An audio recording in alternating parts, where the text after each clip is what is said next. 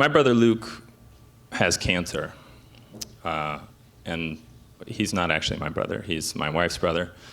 And his cancer is something called glioblastoma multiforme. It's an aggressive brain tumor. And statistically speaking, it has significantly reduced his life expectancy. And this is something that's made me think a lot in the last 4 months about the time that I do get to spend with him and how important and precious it is. Now, Luke is an amazing guy. He's a consummate outdoorsman. He's a world-class telemark skier. He fishes. He hunts. He's the kind of guy you call your brother, even though he's your brother-in-law. He's lives in a small valley in the Tetons and in Idaho, and he does that so he can fish and hunt and ski. And he's also just this really incredible, kind, warm, and giving person, and he's really fun to hang out with. I have a former coach who says when you get in a huddle, you should make sure you say 1 or 0 things, which is good advice. I boil it down a little bit differently than that. I like to think sometimes it's the things that you don't say can be equally as important or more important than the things that you do say. Sometimes in any given moment, the things that you don't say are really what define you. One of the more recent coaching experiences I've had is as a head coach of the U19 USA national team. And it's an amazing experience, but it's also a really difficult thing to do, not because there isn't tons of youth talent in the United States, amazing athletes, amazing skilled players, but because the life of that team is really only 2 weeks. We have such a short time together.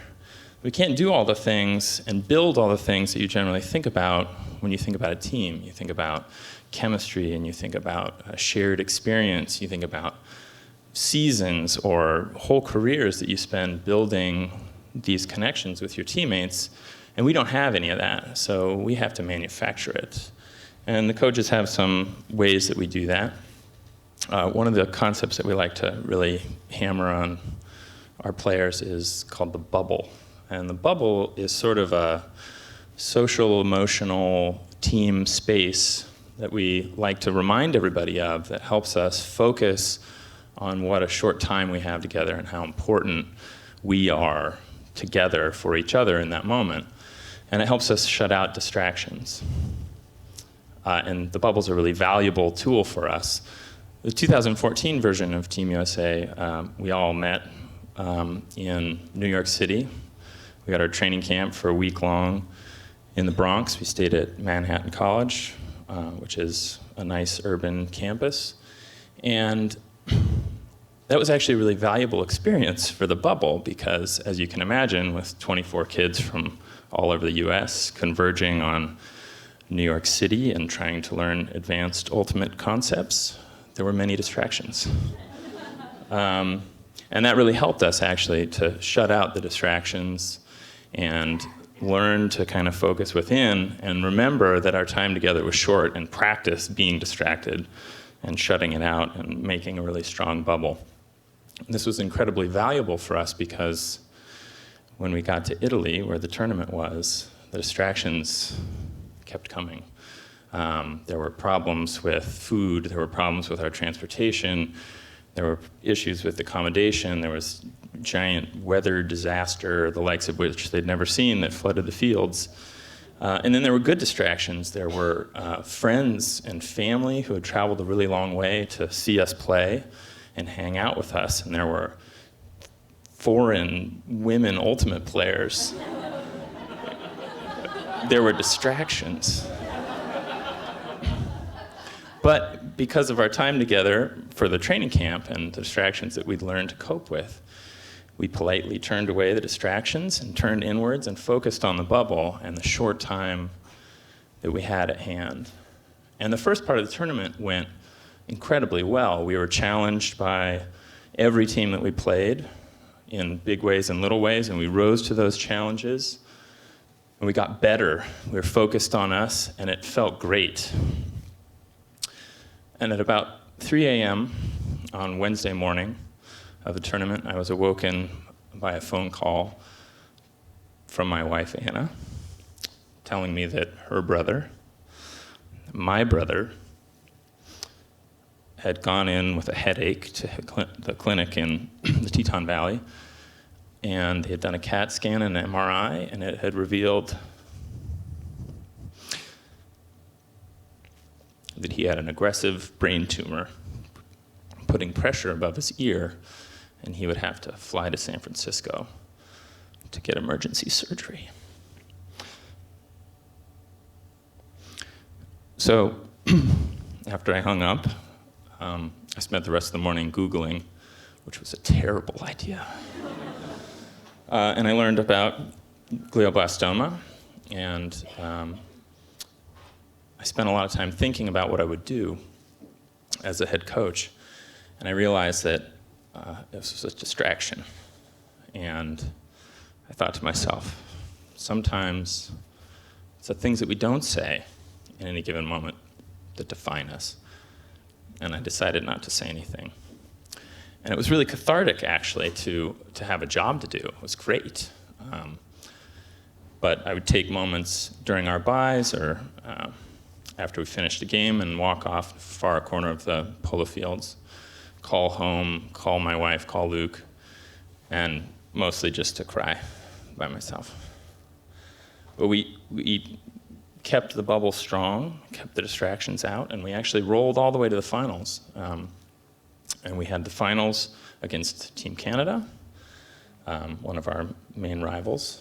And for the finals, we moved from the polo fields, which were this big expanse that everybody's played on, to a stadium, which was something that none of us had ever played on.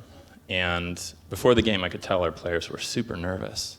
But as coaches, we got together and we thought, okay, we got to keep it super simple, like 0 or 1 thing.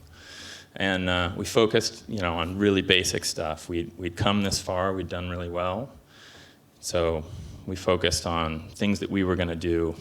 But as our players were warming up before the game, throwing, catching, running drills, and there's like 5,000 screaming fans and this very swirly wind, I can see that they're all just kind of floating like 10 feet above themselves, watching themselves do the drills. They're really kind of not all there.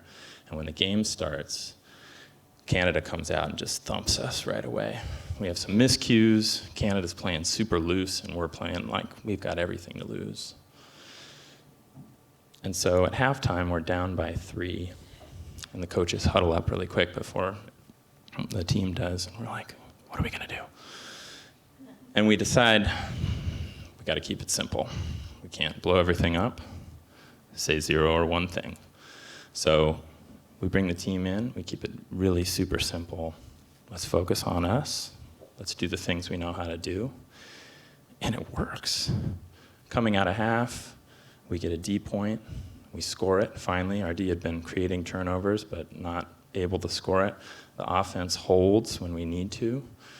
And we get within 2, and we cut the lead to 1. And then right as the hard cap goes on, signaling the end of the game, we score to tie it, which means it's going to be double game point. Next point wins. Canada will receive the pole, and Canada calls a timeout. So coming into the timeout, the coaches huddle up, and we're like, shit, what are we going to do?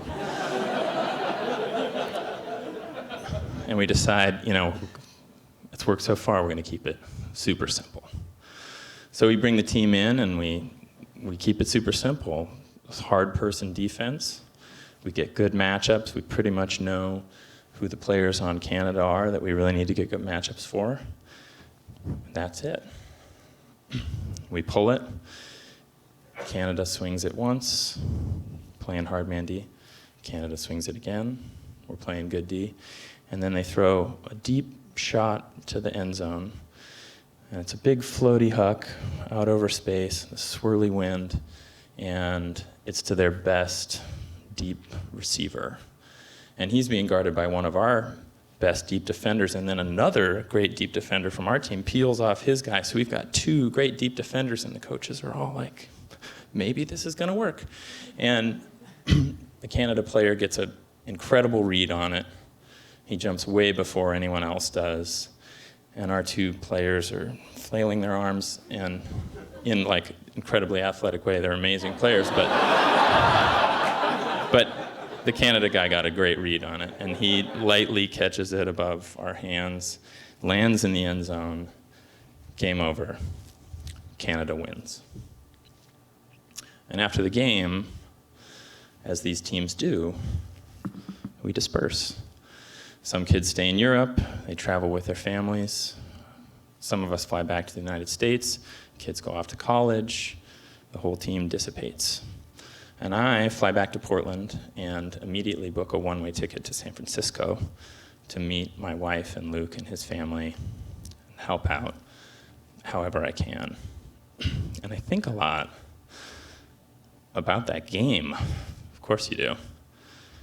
But I think about the things that I should have said, but I didn't. In the huddle before the game, during halftime, maybe during that timeout, I should have said, I am so proud of this team, and I love everything that we've done so far. And I should have said, we don't have to be scared. Luke's doing pretty well. He's actually, he's been running. He's pretty fit, feeling physically healthy. He'll go in this week for his third surgery. And I'm hoping to get a chance to coach Team USA again in 2016 and maybe keep it slightly less simple and say the things that I feel like I should have said. Now when I see Luke, talk to him on the phone, I remind myself that sometimes it's the things that we don't say that define us in a moment. And I try to make sure I say the things that are most important. Thanks, you guys.